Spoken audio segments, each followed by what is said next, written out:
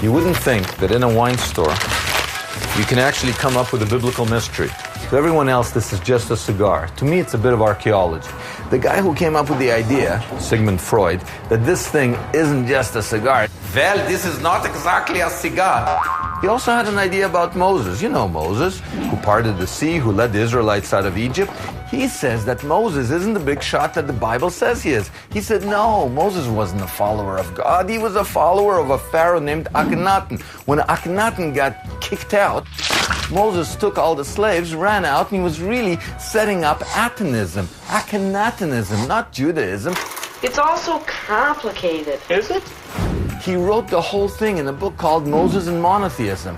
Basically, what he's saying is Moses is a sidekick, not an originator. But what's the truth? Did Moses introduce monotheism, or was it Akhenaten? And what can archaeology tell us about the birth of our belief in one God? There's the bell. Man, oh man, what a fight this is going to be. For the longest time, no one had ever heard of Akhenaten or his legacy. What an imagination. But then, in the late 19th century, archaeologists digging the Egyptian ruin of Amarna discovered a massive cover-up. I'm sure of that. Someone had tried to bury Akhenaten in the sands of history forever. Why?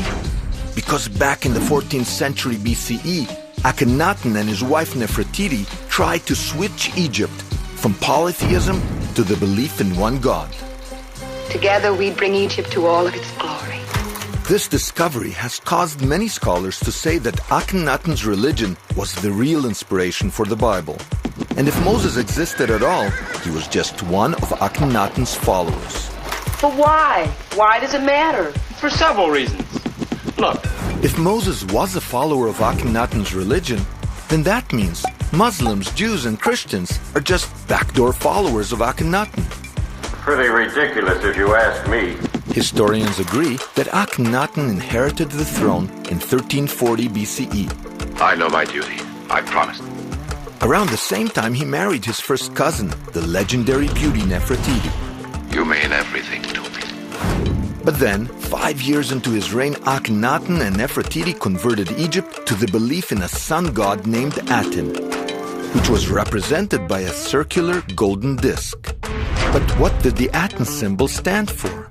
To find out more, I'm meeting with Michel Morin, So whenever I hear the word action, I will start. who has written several books on Akhenaten and Nefertiti. We don't know that much about what this religion was all about. There's a song, there's an inscription that seems to be very close. There is a hymn to Aten. And in the hymn, it talks about Aten as being the mother and father of all creation, a male and female deity, which wasn't represented by either male or female, but just a disk of a sun. It's believed that Akhenaten wrote the hymn himself, and it's remarkably similar to Psalm 104 in the Bible. And speaking of the book, it wouldn't hurt you to use one sometime and check up on any points that you're not sure of. In it, he praises Aten for being the sole creator of the world and the creator of all creatures, including humankind.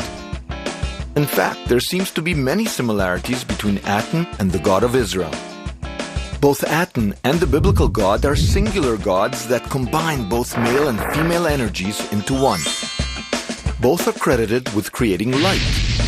And just like Moses taught the Israelites that their God was the only God, Akhenaten also told the Egyptians that Aten was the only god. In your name, I bring peace and justice. You see, the pharaohs of Egypt had always been allowed to choose a god that represented them. But they would have never suggested that any of the 2,000 gods in the Egyptian pantheon were false idols.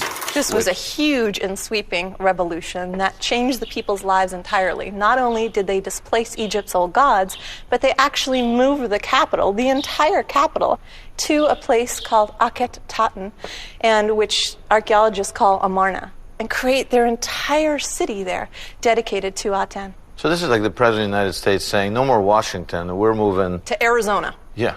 I can imagine there were a lot of people not best pleased. Amarna was built in the middle of Egypt. And to get there, I have to travel by ferry south along the Nile, where the world doesn't look like it's changed all that much from Akhenaten's time. Inside the tombs at Amarna, I can't help but notice how the art and architecture are different from what I'd normally expect from ancient Egypt.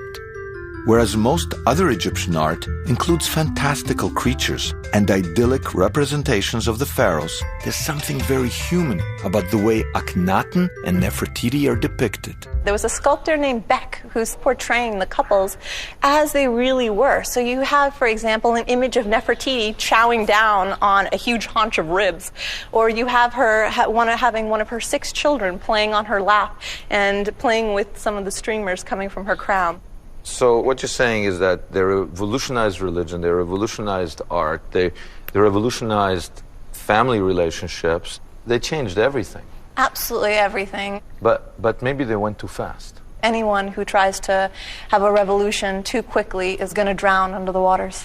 They were definitely remembered as heretics. They are considered the heretic king and queen. Within 20 years of their reign, Akhenaten and Nefertiti were overthrown by the powerful Amun cult, and possibly even murdered. You'll pay now, just as I said, with your heads. In fact, when the Amun priests took over control, they rotated all the bricks in Akhenaten's temples and painted the walls with tributes to their old gods, so as to wipe the royal couple from the history books forever. Forward. But now, their story has prompted scholars to believe the Bible was inspired by Akhenaten and that Moses was just a priest in Akhenaten's temple. That's impossible. No, please. According to this theory, when the cult of Amun murdered Akhenaten and Nefertiti, Moses decided to lead an army of true believers into the Sinai desert, taking with him all of Akhenaten's best ideas. To find out who influenced who, I'm going to have to figure out who came first, Moses or Akhenaten. It won't be long now, folks. He's a tall, tall man. He's a tall, tall man. I'm looking for evidence that can tell me who was the first to introduce the organized belief in one God. And a left, and a right. He's waiting for a chance at that famous right hook. Look out! So far, I found out that Akhenaten and his wife Nefertiti championed the monotheistic religion in Egypt back in the 14th century BCE. This has caused some scholars to say that Akhenaten was the original inspiration for the biblical story of the Exodus. And the first scholar to suggest this was none other than Dr. Sigmund Freud. Freud wrote a very famous book, Moses and Monotheism, the idea that Moses was an Akhenaten follower. And when the whole Amarna period goes down, Akhenaten, Nefertiti, they're murdered. Here's this one out-of-work Aten priest, Aten priest. He says to the slaves, hey guys, follow me. Goes to the desert, everybody's following him. Essentially, Judaism is Atenism revised, right? And of course, out of that flows Christianity, Islam, and everything else. I feel that there's certainly a connection between Moses and the monotheism as it was practiced by Akhenaten and the Aten worshipping. Did that influence Moses? Did that influence Judaism, Christianity? It all depends on the date. Who's first is influencing the other guy. Yes. If Freud's right, that would mean Moses led an exodus out of Egypt exactly when Akhenaten was overthrown in 1340 BCE. But I don't buy Freud's theory at all. Let's look at it this way. My reading of the Book of Kings clearly dates the Exodus to 1480 BC, 480 years before the first temple in Jerusalem was built, and exactly 140 years before Akhenaten's reign. But what's interesting is that the Bible says that it took Moses and his followers exactly 40 years to cross through the Sinai desert, and another 100 years to start gaining control of the land of Canaan, modern-day Israel. So if the biblical timeline is right, then I should be able to find some evidence of a conquest of Canaan going on exactly at the time of Akhenaten's reign. And it just so happens that evidence exists. They're called the Amarna Letters, stone tablets that were sent to Akhenaten by desperate Canaanite kings, begging him to send them help to defend against an attacking army of nomads. Your men ransack our homes, and they are never punished. Now I want to find out what these Amarna Letters really say. So I'm on my way to the British Museum in London to meet with curator Dr. Irving Finkel. I brought you in this tray a selection of our Amarna tablets, because I know that's what you're interested in. And these are them? And these are real specimens. Well, I thought they were much bigger. Oh. I thought you'd be coming in with like a wheelbarrow or something. No, these are small but perfectly formed. But all these, and about another 300, were discovered at Amarna by locals. It was immediately apparent, even though the script is often sometimes quite difficult, that they were letters, and that they were royal letters, to the king my lord, to the king my lords. The bulk of these letters are to do with money and politics. This is a typical example of one of these letters. You do read this? Sure, I read it. Anna Shari Belia, Ilia, Shamshia, Kibima. So, is this amazing? He's reading a 3,400-year-old letter. I don't read English that well. The Amarna Letters clearly show that Canaan was being attacked by a group of nomads called the Habiru, who had come out of the Sinai desert and started attacking the Canaanites.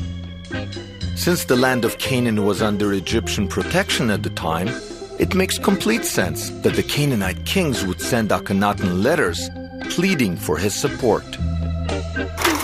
Lots of the letters say, I need troops, I need help, please send, please send, please send. That's understandable. Here they are, these Canaanites, they're being attacked by these Habiru people. Right. They've been sucking up to the Egyptians for a long time. And they get nothing in return.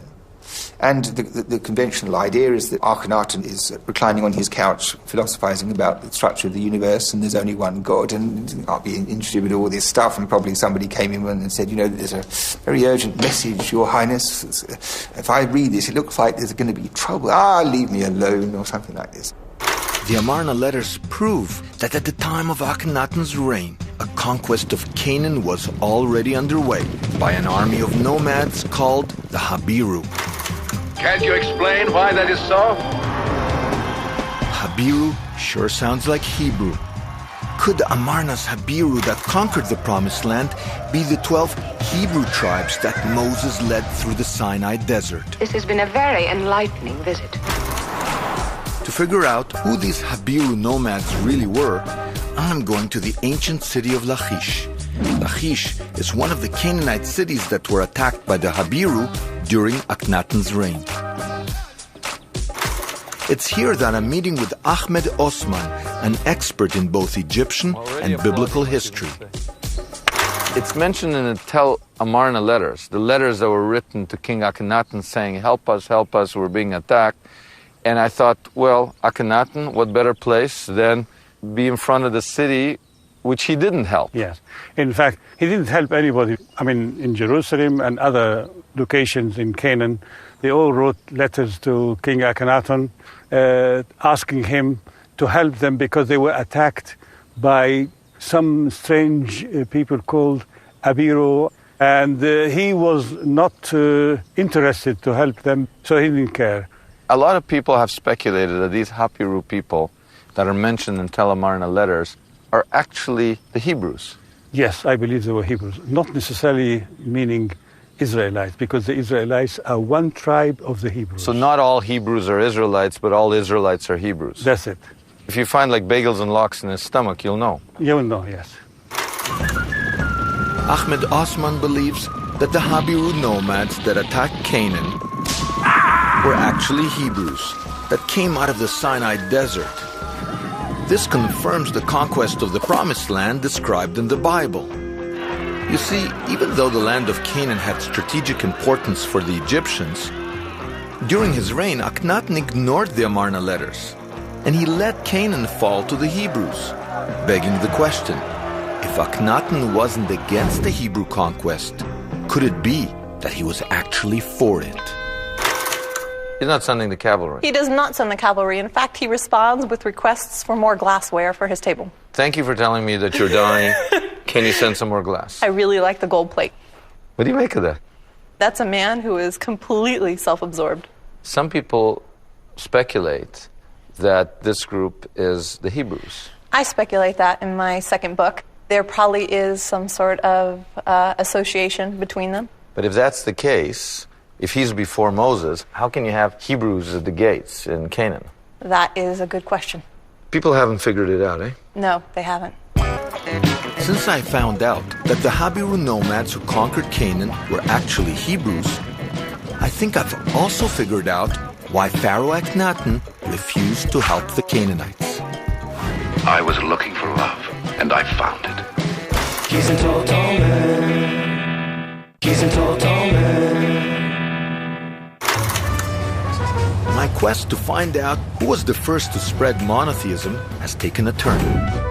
Even though there's plenty of evidence that Akhenaten and Nefertiti did start a monotheistic revolution in Egypt, I've had great monuments created for honoring you. there seems to be evidence that a Hebrew exodus from Egypt might have influenced them. You see, Akhenaten's grandfather might be able to explain everything. Akhenaten's grandpa was named Yuya, and his sarcophagus is now kept at the Cairo Museum in Egypt. Back in 1905, Yuya's mummy was found buried in the Valley of Kings, alongside the top pharaohs of Egyptian history.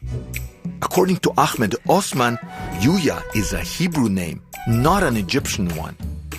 You say, and you called your book Stranger in the Valley of the Kings, right? Yes. Here's this mummy of this guy named Yuya. Yes. And he was the grandfather of Akhenaten. Yes. In the tomb, they found his name spelled in different ways. But all the names have the Y. The yo sound. Yes. The Egyptians relate the person's name to the god he worshipped. Yu is the short of Yahweh or Jehovah. Or... Akhenaten named himself after his god, Aten. Akhenaten's father was named after the Egyptian god Amun. But Akhenaten's grandfather's name represents the God of Israel. This is the name of the God of Israel built into a name, and it's clearly not Egyptian, and you're the only guy who says, here's a guy who doesn't fit in the Valley of Kings. You're saying this Yuya guy is not Egyptian. He is from the tribe of Jacob, who came from Canaan, and he's an Israelite, of course. Okay, now that's controversial, right? Okay, look at it, examine it, and see if I have enough evidence or not. So you're saying, he doesn't look like an Egyptian? No. If you look at his profile, he's a Semitic. He's got a big nose? Yes. He's got the Semitic good looks? Yes. Okay, so bottom line about Yuya, his name tells you he's a Semite. Yes. His looks tell you he's a Semite. Yes. My search to find out whether Akhenaten's faith in one God was influenced by Moses might have just hit pay dirt. Not only did the archaeology confirm a Hebrew conquest of the Promised Land at the time of Akhenaten's reign, but now there's evidence that Akhenaten's grandfather was Hebrew too. The name Yuya suggests that both Akhenaten and Nefertiti supported the conquest of Canaan recorded in the biblical books of Joshua and Judges.